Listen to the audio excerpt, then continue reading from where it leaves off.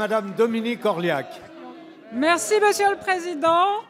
Monsieur le ministre des Transports, le 19 février dernier, vous avez annoncé dans votre communiqué de presse portant sur les trains d'équilibre du territoire le désengagement de l'État dans le financement des lignes de nuit des TET à compter du 1er juillet 2016.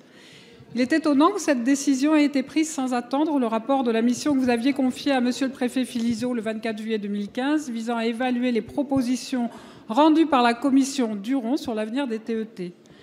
La suppression de la ligne Paris-Toulouse de nuit engendre la fin de la desserte des gares de Souillac, Gourdon, Cahors et du sud de la ligne. Or, le train de nuit Paris-Rodez, la Tour de Carol, lui, est sauvegardé. Il traverse actuellement ces gares sans les desservir.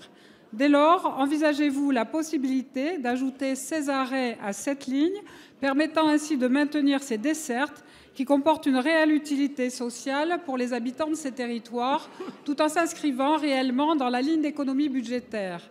La desserte ferroviaire étant indispensable à la survie, au développement des territoires ruraux, comme l'a souligné le Conseil économique et social et environnemental dans son avis du 28 octobre 2015, l'ajout de nouveaux arrêts aux lignes préservées permettrait de solutionner cette problématique locale. Par ailleurs, j'appelle votre attention sur le risque de déclassement de la gare de Cahors, la faisant passer de gare grande ligne à gare TER, parce que ce déclassement engendrerait de lourdes conséquences et porterait un coût supplémentaire à la qualité du service public ferroviaire et à la ligne POLT en général. Je vous remercie. Merci. La parole est à Monsieur Alain Vidalies, secrétaire d'État chargé des Transports, de la mer et de la pêche. Oui, merci, Monsieur le Président. Madame la députée, s'agissant des annonces que j'ai faites pour l'avenir des trains d'équilibre de territoire, vous êtes concerné, votre question le reprend, par deux sujets. D'une part, les lignes de jour, c'est-à-dire la ligne Paris-Orléans-Limoges-Toulouse. C'est une ligne dont le matériel va être entièrement rénové. C'était l'annonce qui a été faite, 1,5 milliard de commandes avec un renouvellement d'ici 2025. Deuxièmement, la question des trains de nuit. Vous le savez, les trains de nuit aujourd'hui, ils sont très déficitaires. Ils représentent 3% des TET, 25% du déficit.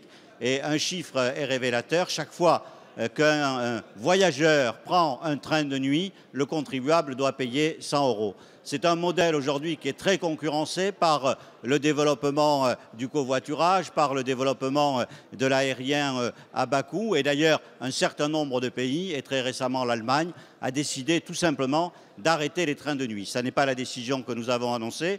Nous avons gardé deux lignes, celle sur Briançon, celle sur la Tour de Carol, et lancé un appel à manifestation d'intérêt pour les autres, c'est-à-dire que soit des collectivités locales, soit des privés font des propositions pour reprendre peu ou partie ou la totalité de ces lignes, et nous les examinerons. S'agissant de votre proposition, de votre suggestion, elle est marquée, me semble-t-il, du sceau du bon sens. Évidemment, à partir du moment où il reste une ligne et qui traverse aujourd'hui de nuit cette gare de Cahors, notamment sans s'arrêter, nous allons prendre les dispositions pour que Cahors ne soit pas impacté par cette suppression. Et de cette manière, la gare de Cahors conservera son statut. Voilà, Madame la députée, la réponse que je pouvais vous faire.